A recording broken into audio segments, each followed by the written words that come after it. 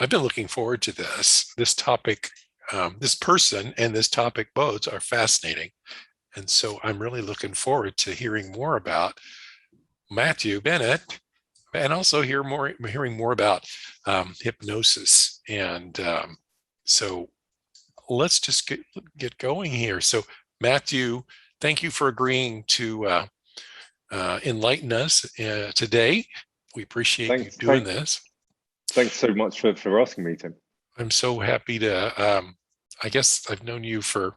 No, you've been a GCA member for a couple of years now, I think, and you're on the board at GCA, and a really fantastic addition. So, thank you for all you do with us and for us. My So, pleasure. Thank you. Matthew Bennett is in. You're in Berlin. Tell us about yourself. Uh, every time I get one of those, write your biography in 200 words. I think, yeah, difficult to do that. So the really potted version, obviously, I'm a Brit. Most of my life I spent in Britain. I was working in education, starting as a teacher, and then moving on to the exam world, um, which then led me to go out to Bangkok. And I was working across the whole of Southeast Asia and then over onto the Middle East, helping teachers and promoting um, new exams that were going on out there. Sort of the British version of the what did you call them? The APs and all of that. So the entrance to universities, A levels we call them. Uh, and I was doing all of that, and then I was made redundant, and I thought, oh, what shall I do next? And a number of people at the time had said they wanted me to consult on education, and I thought, well, add something to my toolkit, and I went and did a coaching course, partly just to go to Canada because I had some money from my redundancy and I wanted a holiday, and I thought, well, if I go for a holiday and do something, then it sort of pays for itself. And so I did half my course online from Bangkok, half my course in Toronto, and ended up really liking coaching. And I thought, well, we're going to stick with this. Then ended up thinking, well, I'll coach school leaders. Um, but I also wanted to coach people in my community, which is LGBT plus people, obviously, but also more specifically kinky people and people in the BDSM world. Um, and so I started kinking them. I started coaching them, uh, which actually was far more interesting than coaching school leaders who are in the international schools, very up their own, and thought they'd made it and didn't think that they needed any help to get any better. Whereas what I've found really interesting about the sort of coaching I do is I have coached a breadline sex worker who lives in Atlanta, Georgia, who it was the choice between being shouted at by Shake Shack or something, or becoming an online dominatrix. And I've coached recently one of my favorite clients at the moment. Um, I started coaching him, and I said to him in the first, he was talking about movie. He's a CEO in Silicon Valley, and he was talking about his business, and then he told me how much his business was worth. And I'm going back to my prices very soon and putting extra zeros after them, having found out just how much this guy is worth. But he's a CEO who likes being spanked at the weekends and being put in cages, which is the only place he feels peace. And his self-care is going to meet a master. And that is what I do, is I sort of bring everything to the table, and then that all it's that integrated life. Um, and I've been sort of talking about that for a couple of years, adding a few bits and pieces, including hypnosis to my portfolio. And Stop the Presses, I might have just managed to persuade a very big coaching conference somewhere that you might have heard of to invite me to speak. So that might be coming out in the next few weeks. But that had to go through their CEO too, because I'm a bit dangerous for them. Wow. You're not going to find this at an ICF meeting, kids. So you came to the right place. At least they're not going to talk about it. Part of all that started from ICF Deutschland, who did interview me, and I'm not sure that they knew what they were going to come across. But even the president of ICF Deutschland said, "You know what? I used to be a bit kinky when I was younger." She's great. Yes. Yeah. Well, at least they don't talk about it at ICF. I don't, whatever. So you mentioned hypnotherapy and hypnosis. So what drew you to that? So that started actually, again, it's the opposite way for me. So I started off with, for those people who don't know, my sort of stage name is English Leather Master, and my coaching name is English Leather Master Coaching. So obviously I'm into BDSM and all of that. And it started off from the kink world, in that I do erotic hypnosis with people. You are going to fall in love with my boots or whatever. And I was quite good at it. And I thought, oh, this is interesting. I should learn a bit more. And I did. And again, it seems to be that they've got this Chinese concept of Wu Wei, where you just sort of follow the path of the water. And this path seemed to lead me to something that I was quite good at. And I did. So I got in touch with the school. This is while I was living in Bangkok, in Kuala Lumpur, in Malaysia, who were running a course, and it was accredited by one of the British Societies of Clinical Hypnosis. And in fact, one of the lecturers was is the chair. So it was all fairly above board. And I started doing clinical hypnosis, and it's now integrated into my coaching, in that my coaching packages, that sort of 3-month packages, will include a couple of hypnosis sessions, or I will do separate hypnosis. But the one thing I can't do now, which is sad, is erotic hypnosis, because that's, it's too much on the line, and people do still come to me and say, "Oh, can you make me, fall in love with your boots?" And I'm like, "No, sorry, not anymore." Yes, but I won't. Make me. Awesome. Well, so what is hypnosis? You know what? I don't know. I honestly, one of these things, you speak to so many people. It's like the brain. Everyone in every coaching course you do, people will teach you a brain. This is what the brain is, whether it's there's 3 brains, or there's 4 brains, or there's multiple brains, or there's and it's almost like actually no one knows.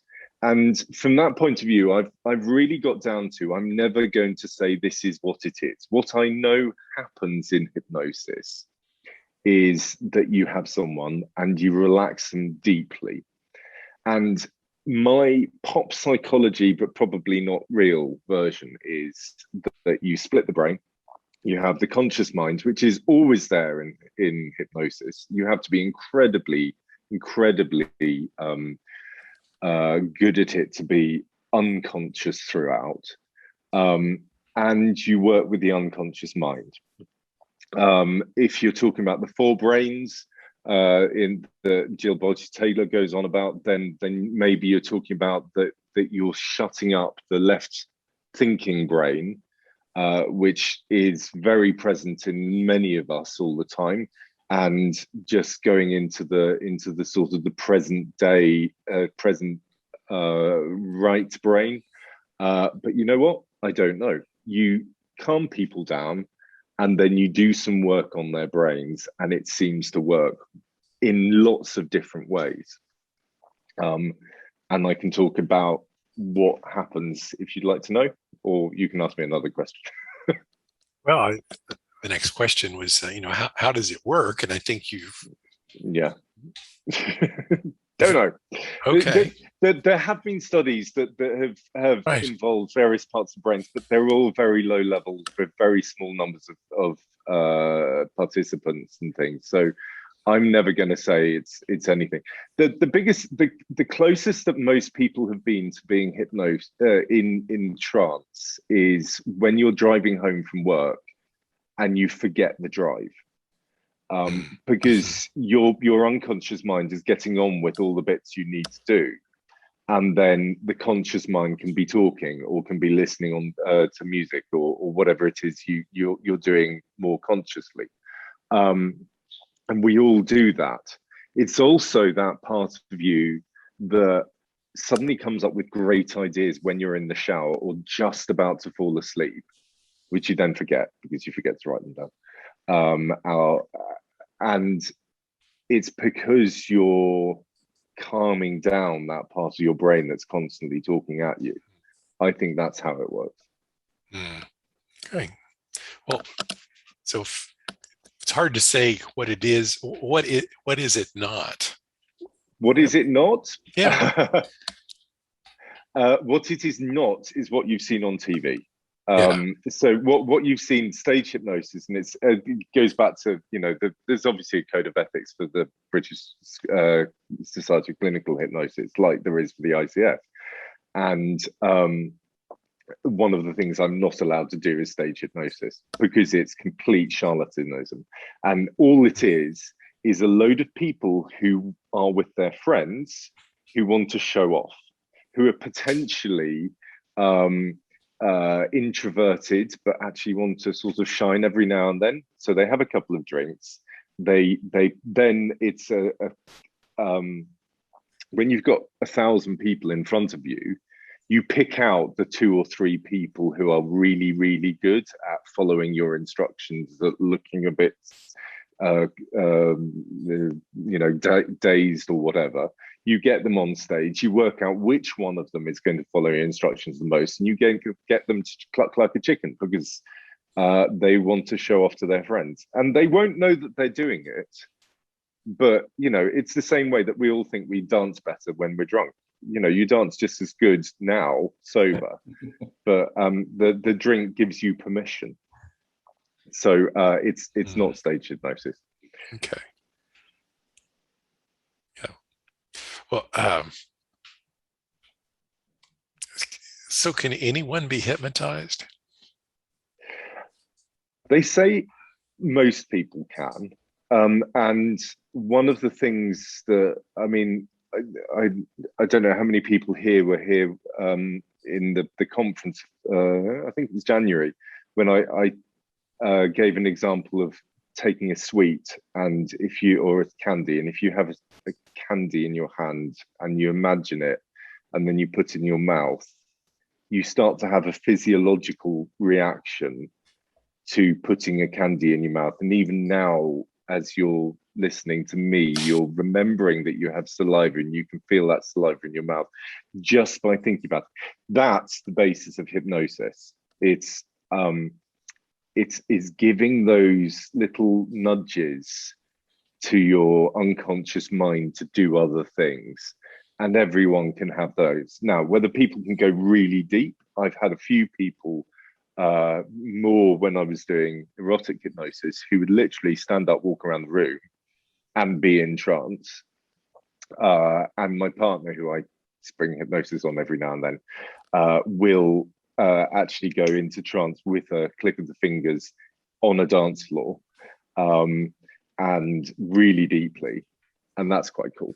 But very few people can get there. And if you do, you have to really, really trust the person you're working with, and you have to have done it lots and lots of times. But most people can go to some level of relaxation. Yeah. So can someone be hypnotized against their will? No.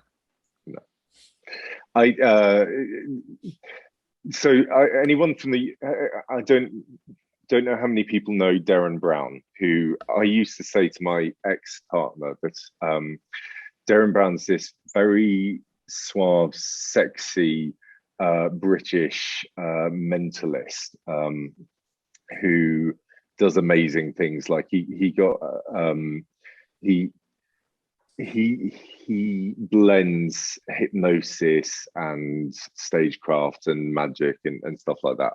And he's the kind of person that when you watch his shows on TV, someone walk up to a telephone box that's ringing, listen to the phone, and then fall into trance. What you don't know is that that person's been worked on for the last 6 weeks to add that into the repertoire of what will happen to them, things like that. So no, I don't think without wanting to, you can't be hypnotized against your will. And in fact, what happens in hypnosis is even if when I've got someone who wants to work with me, if I use the wrong metaphor, if I tell them to do something that they don't want to do, they'll wake up. I go into trance really easily. And I found when I was doing my training, there was one particular lecturer who I really didn't like very much. And we used to do these whole group exercises of sort of confidence boosting. And he puts us all into trance, and I go into trance with the induction. And then he'd be like, every day you're going to get better at being confident. I'm like, no, I'm already confident. I don't need that. Thank you very much. And he'd be like, and you'll find yourself being able to talk to people more easily. And I'm like, have you met me? And so I just sit there grumbling and come out of trance. So you do, if someone tries to do something, it's not going to happen. So you're not surrendering. No, in exactly the same way that, when you're driving your car, if someone suddenly tries to cut you up, you'll come back into the moment. You'll be there with the car. So I think no, you can't really be forced to do something you don't want to do. No. That's what you're saying. Yeah. Well, that makes me think about and this may not have nothing to do with it, but about really charismatic leaders. Almost a manic crowd. I'm thinking like Tony Robbins and walking on coals and all those things. Is that in some way related? You know what? So I once went to see Michael Jackson live at Wembley Stadium in London. Yeah. And there was a moment he came out, it was the history tour for those people who know Michael Jackson. There was a moment he came out on this boom across the audience, the crowd. And at that moment in time, I realized how Hitler worked. Because I was in love with Michael Jackson at that moment in time. This huge, powerful need to be with that person who, I don't know what he did. He was just so charismatic. And yes, there's definitely something there. But also, I mean, although I'm not allowed to do erotic hypnosis anymore, I have used sort of embedded suggestions. And if you repeatedly say certain things and you keep talking about certain things, then it's absolutely possible to get someone to get into their mind. And I think it's on a continuum. So I think you're right, but that these charismatic individuals know how to moderate their voice, how to use the language, how to just get in there and press those buttons inside you. Yeah, there's a dark side to just about everything, I guess. Oh, yeah. And so you're using it for good. Most of the time. Yeah, most of the time. Right. Yeah. So what kind of conditions can hypnosis or hypnotherapy be used with? So broadly, there's three things that I work with and people work with in hypnotherapy in particular. So there's the cognitive sort of mental side of things. So I mentioned before confidence boosting, and that's the kind of thing that a lot of my clients, when I'm doing my coaching clients, they'll say, you know, I'm going to a meeting with people, and I'm not very confident, and we'll do a confidence boosting session. Obviously, relaxation. Um, then things like anxiety and depression, although you have to be a little bit careful with depression, because one of the things is it can sort of hide the depression. And with all of these things, you have to have anything that's medical, you have to have a medical diagnosis before you even touch it. And then phobias would come under that as well. So that hypnosis works very well with phobias. And that sort of thing is to do with visualization and metaphorical uses. Then you have things like symptomatic hypnosis. And I was always a little bit, you know, is this real? Is this not? I'm not sure. And of course, it's very difficult to pull someone into a classroom with symptoms until my partner burnt himself one Christmas. And you could tell at the table he wasn't there. He was so focused on the burn, and he just, you know, it was just on a saucepan or something, and he was completely focused, not in the room with us. And I put him into trance briefly, and I did a symptom decrease. And with all of these things, you never make the symptoms disappear. You just leave it there, just a little bit, as a warning sign. And he was back in the room. It was weird, and it was like, oh, okay, so this is real. It actually does work. So you can use it with pain. You can use it with headache, again, as long as you know what the headaches are for. IBS, again, if it's diagnosed. None of this is solving the thing. So anyone who tells you that hypnosis can cure cancer, they're completely charlatans. What you can do is you deal with the symptoms, and you say, okay, you know you've got cancer. Let's not make you feel so bad with the cancer while you're taking your chemotherapy. Allergies, randomly, you know, you'd think allergies are completely physiological, but sometimes things like hay fever, people who have had really bad hay fever in the past start to recognize where they're going to feel hay fever, and it becomes psychosomatic. So you break that link by being allowed to, or able to, walk into a grassy place, and you might feel a bit, but it's not quite so bad.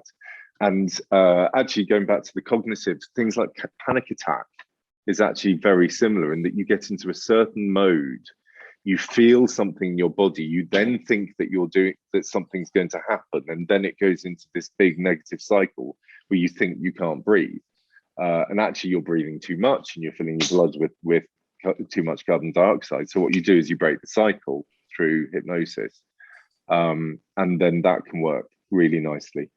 So cognitive, symptomatic, and then the last one is analytical, and this is where over the years there's been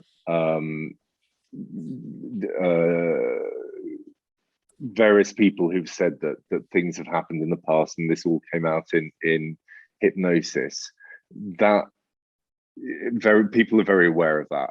But what you certainly can do is you can do something called hypnodrama, which is a hypnosis analogy for psychodrama, for anyone who's ever come across that. Which is basically where you're putting yourself in different people's shoes, and it's a perspective shift essentially for people.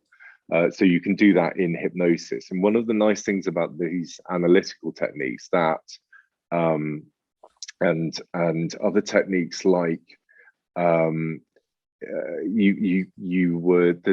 a really sweet one where people, you get people to imagine that they're sitting by a beach, and they've got a balloon and a pile of package labels, and they write messages on the package labels and then watch the balloon float up to the sea. And it's about getting rid of negative thoughts. And they go in thinking one thing, and then as they're looking for the negative thoughts and seeing them floating away, there's more that come up that they didn't even know they were thinking. And then they're sort of getting rid of them, they're floating off, and that's a really nice way of making them disappear. And then you can extend it by bringing nicer thoughts back. So a lot of these things are very, very simple metaphorical ways of dealing with people, that do bring up things. Then there's the two that everyone gets a little bit iffy about, which is regression and past life stuff. So regression is when you go back within your existing life. And again, I have no idea if it works. What I do know is that, for example, if you were terrified of spiders and you were regressed to the first time you saw a spider or you got scared by a spider, who actually cares if the memory in that case is true if you deal with the memory? Because the way you deal with it is go, okay, so what would you have liked to do? Now let's replay that with you squashing the spider or pushing the spider away, or it didn't walk over your face, or whatever it is. And you can replay that and then sort it all out.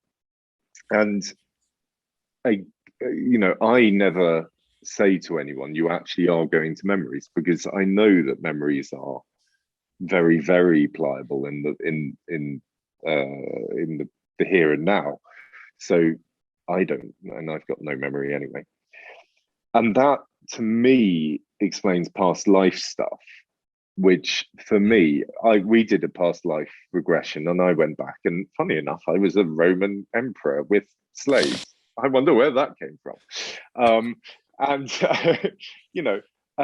But actually, what I learned through that, there were other things going on. I learned something about my everyday life and what I needed to do about my everyday life, and I just decided. So to me, in my completely rational, science-based, I don't believe in that stuff.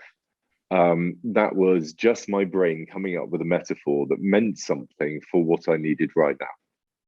For other people who do believe in past lives, maybe it is true. And maybe I really was a Roman emperor, and who knows? But it's funny how everyone is Anne Boleyn or a Roman emperor. No one's ever, just the guy who sweeps the streets.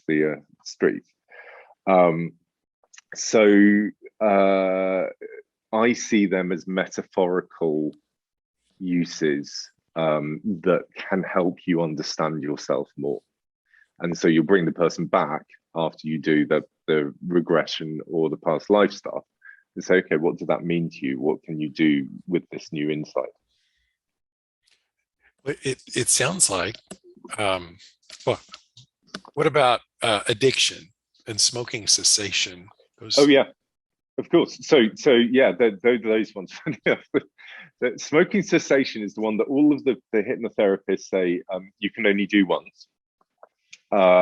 It's in one session thing, because you can't be half a smoker. You're either smoking or you're not. So you do that, but also that one you will use a multitude of different techniques for. So the technique people used to use was actually making people feel physically sick when they smoked.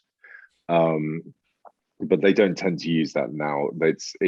There are different techniques that you can use, and one of the things a good hypnotherapist would do is exactly the same as coaching. Is you'll pick up on what's actually going on. So with some people, they smoke because they think that the smoking will, for example, a lot of smokers think that the first cigarette of the day makes their bowels move, and they've missed that most people's bowels move first thing in the morning, and so you sort of break some of those connections. In other places, it's that it's situational, and you try to break the situation, and sometimes it's physical. That I know that I'm not a cigarette smoker, but when I'm in a bar and I'm holding a pint, I'll be drinking a lot because it's there. And for some people, that's the smoking thing. So you break that. So you're trying to look for what you need to break rather than really focusing on the cigarettes, because that's not there. And then you'll do some work on the symptoms of, once you finish smoking, this you'll feel this, but you'll know by feeling this that your body is getting rid of all of that shit and you're feeling better because of that. And it's you fighting it and all of this. So you start to reframe some of those negative experiences that someone will feel. Um, I personally wouldn't touch any heavier addictions at this point in my career, but it can be done, I believe. Well, you've kind of touched on, even mentioned a couple of times about similarity to coaching. And I remember going through, and maybe Harry and anybody else that did CTI, they were not regressions, but they were guided visualizations and future self. And they've got a new one now that I don't care for as much. But so how does this compare and contrast with coaching? How does it work with coaching? Yeah, so I mean, they are complementary, I think. So in my and one of the things that people learn very quickly about coaching, obviously, is that the ICF PCC version of coaching is different from the ACC, which is very different from the type of coaching that other people have. So my version of coaching is very, very client centric. I will follow the client to wherever the client is going. I won't use tools. I won't use worksheets. I don't do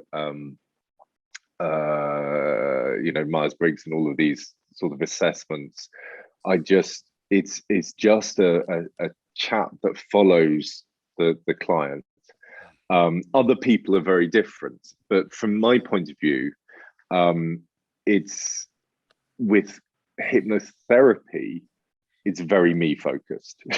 Well, it's about I will spend the first half of the session listening to the client, listening out for those real value words, keywords, all of that stuff that you listen for in coaching. But instead of grabbing them then, I'll use them later and I'll build them into my discussion, into my visualizations, for example.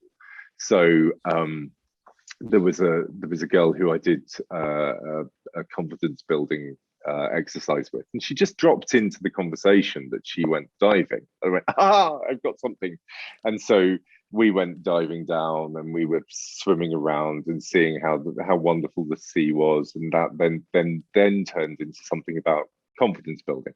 But that was me leading that. Whereas in coaching, I would be saying, okay, so you go diving. What is it about diving that gives you confidence? How can you bring that so you throw it back onto the clients instead of doing it yourself? So I think it's who's doing all the work in some ways is the difference. The other major difference is, at least in my type of coaching, is very solution focused, very future focused, very any problem is reframed to a challenge and generally reframed into something we don't even need to think about because we can generally find a way around it. In hypnosis, it's like the problem is the thing, and how can we break down that problem? So that would be the major differences. But actually, a lot of the stuff that I was doing in hypnotherapy, I'd already done in my coaching in a different way, because Milton Erickson was probably the world's first coach, and no one even noticed what he was doing. But he was doing it in ways that he explained as psychotherapy or therapy or hypnotherapy. And a lot of that was then built into some coaching forms. So a lot of, as you say, this sort of look forward and find a new you and sit in different places around the table and all of these things that you do in coaching, they are the same, but less relaxed. And so from that point of view, I think coaching is a little bit more talking to that left thinking part of your brain that is there and putting things in a linear fashion and being very logical. And hypnotherapy and hypnosis is a bit more present and calm. And it's, I think you said up front that you bundle your services with coaching and some hypnosis. I mean, is that just like a pretty standard way that you? Well, it started off as I was training. It was like, how can I make a package look like a package, not just 10 sessions. So it's like, right, throw in some of this and throw in some of that, and Yeah.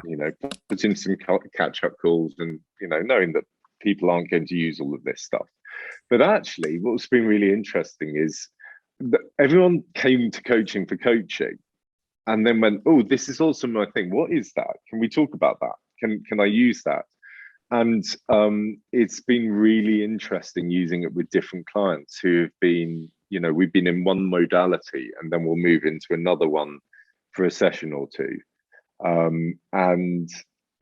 We move backwards and forwards sometimes, and very, very rarely I will drop into a real brief relaxation. So I had a client who was saying that he'd noticed that he knows that he's in a particular state of mind when he stops breathing, and he'll really have to tell himself to breathe. So we did a real brief sort of 10-minute, it's very there's a massive crossovers between hypnosis, mindfulness, meditation, things like that. So we did it was essentially a breath meditation. If anyone's ever done a mindfulness exercise, about bringing in breath, and then you notice the breath breathes itself, which is a form of hypnosis.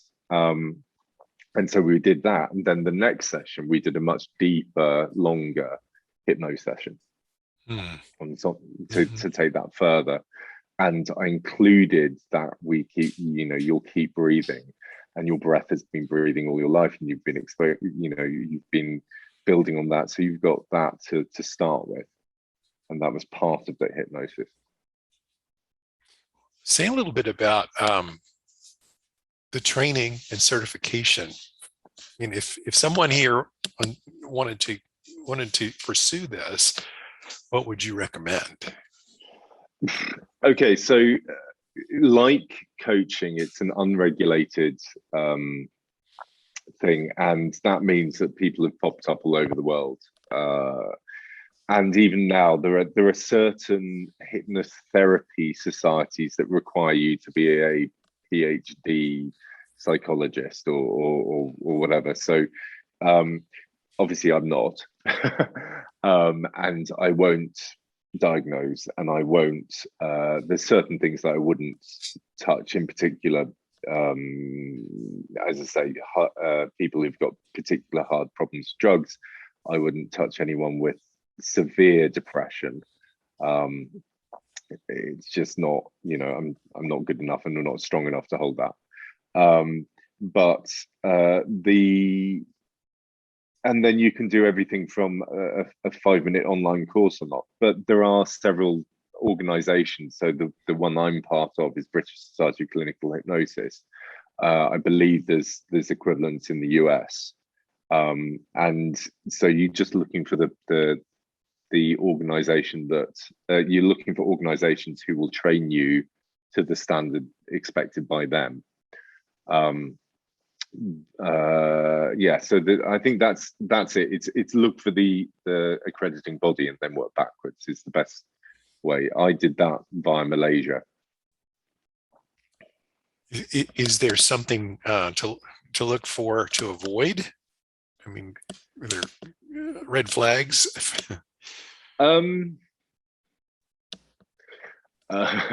Amaze your friends, parlor tricks, Yeah, I was going to say, so those parlor tricks, anything that promises too much is probably true. It's like anything that says that they're going to cure cancer or anything like that, forget it. Anything that I personally don't believe, anything that tells me too much about the brain, because I don't believe that they actually know. Whenever I've read books by actual brain, neuroscientists, they disagree so much that anyone who says this is exactly what happens in the brain, I don't believe it. Well, so are there any questions? I mean, we've got this rapt attention going here. You've hypnotized us, apparently. Are there any questions from the group here? There's one, two. Oh, speak up. We're Go away. Go ahead, Alan. Okay, thank you, Harry. First of all, I'm really disappointed that my best friend in high school did not actually become Elvis Presley on stage. But I mean, he did. Sorry, that was the one time in history it actually happened. Check the YouTube. I remember hearing about that. I actually have a couple of questions, but I'll ask the first one. Do you use a spinny wheel or a pendulum? And if so, why do those work? So funny enough, the other thing apart from curing cancer that I was going to say was anything that involved spinning wheels or pendulums. Personally, I don't think they're necessary. So one of the secrets of the trade is that, you know, the first bit of hypnosis, the only thing you have to do is close your eyes, and it's just you're anything else involves making the eyes tired. And okay. So I personally will just get someone to look just above the screen and just, if I'm doing it online, and just stare at the screen, and then I'll talk gently at them. And while they're staring there, because your eyes are in a slightly unusual place and they're not moving, they're getting tired. And you think, oh, my eyes are feeling tired. Something must be happening. It's not. Harry. Hi, thank you. First of all, I hope you do a demonstration at the conference, because it's really interesting. And I would like to share that in 2007, I sought the help of a hypnotherapist because I hate running, and I had to do a 3-mile run to get a black belt in Taekwondo, and I had to do it twice. And every time I start running, I carry voices that said, you can't do this, you're crazy, your legs are tired. And I really couldn't run. And I went 3 times to the session, and I did run 3 miles twice. And then when it was over, it went away.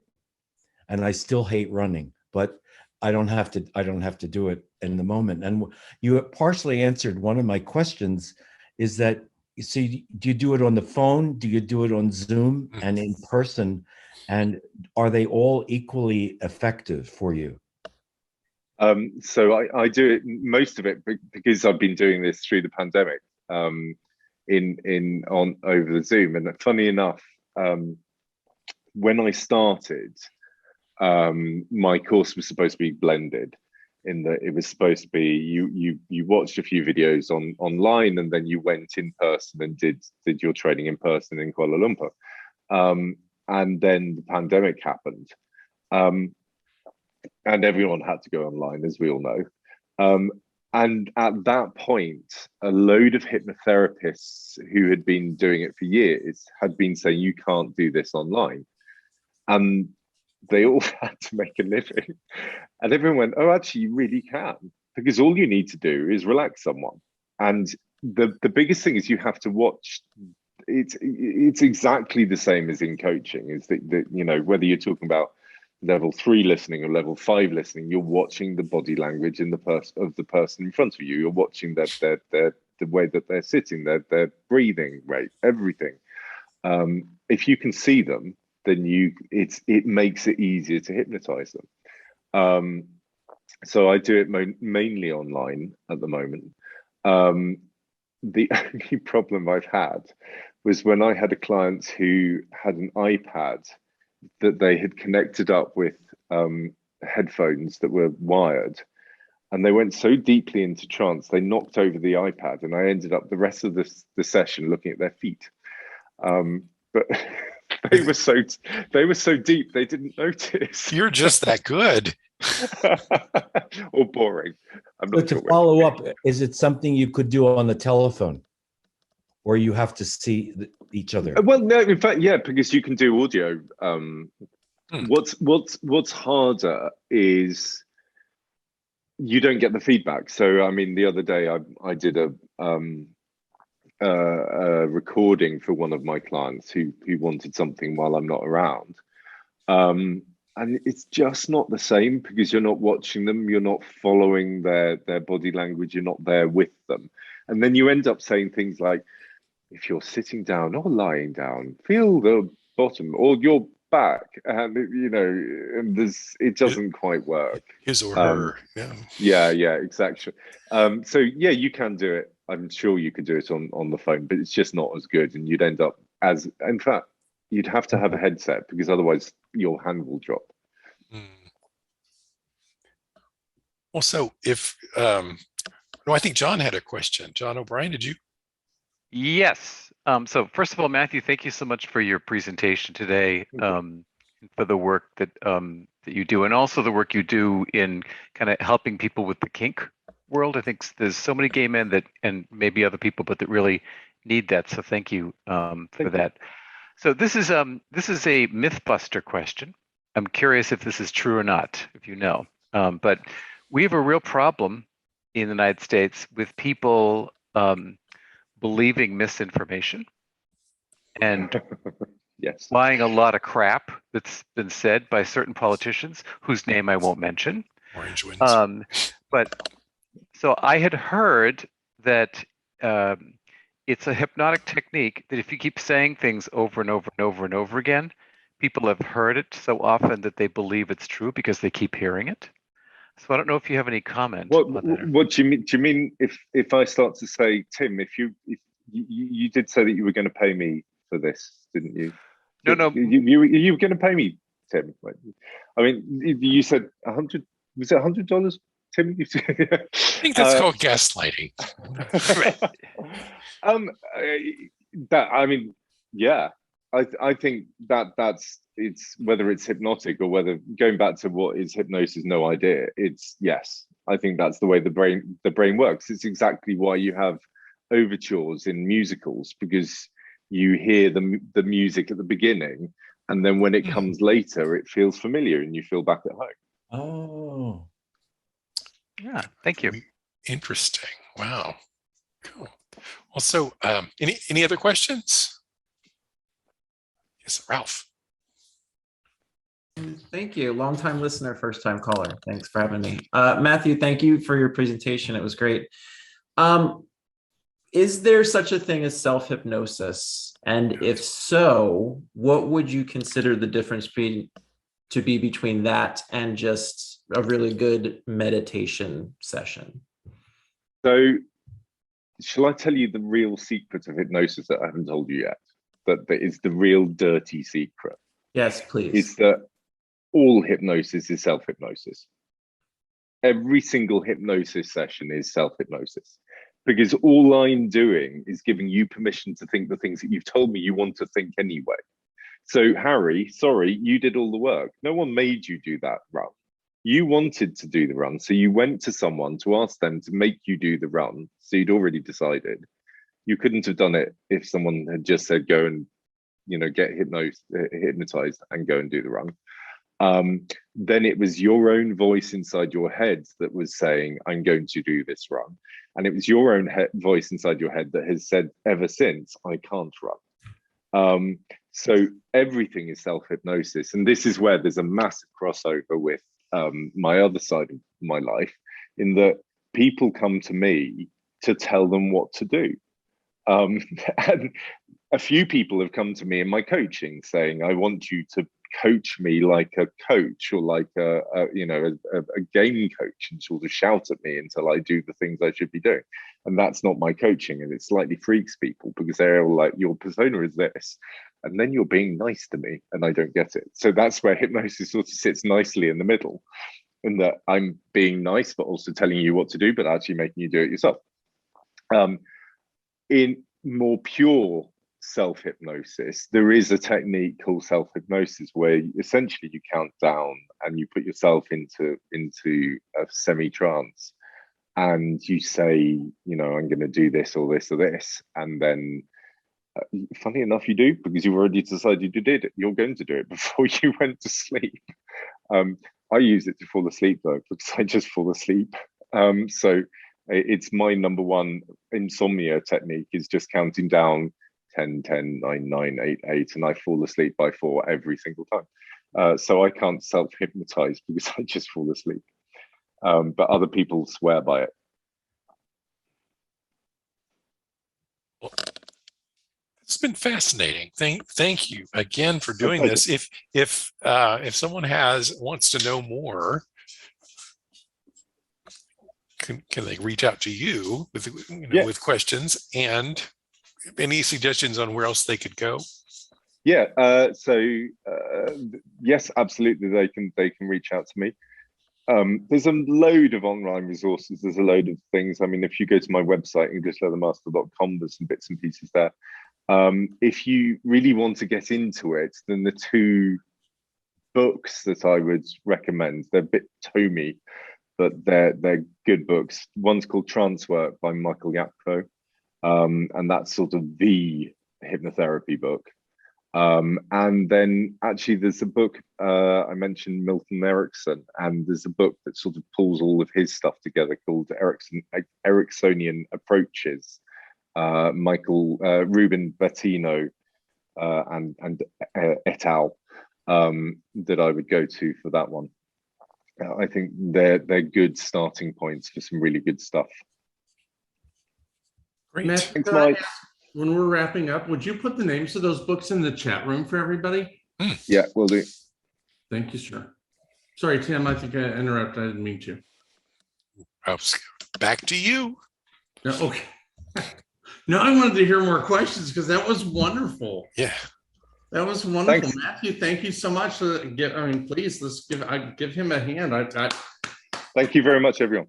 I'm going to try the self-hypnosis. I didn't know you could do that, and I'll try it just for insomnia. I have such a hard time falling asleep, and I think a lot of people are facing that today. I did have a question I just thought of, and that is, during the pandemic in particular, have you seen an uptick in business for hypnosis and coping with the stress and anxiety because of the pandemic? I personally haven't, because I wasn't doing it until during the pandemic. But funny enough, the school that I did my hypnosis with had come back to me and said, we have had all of these businesses come to us because of post-pandemic stress, because of empty desks from people who died, from people who have been living on their own, all of this stuff. We need to do something about wellness, and there's definitely a massive thing waiting there. And I think all sorts of helping professions will be part of dealing with that for many years to come. Wow. No, it was really amazing. Thank you very much for sharing today. Really appreciate it.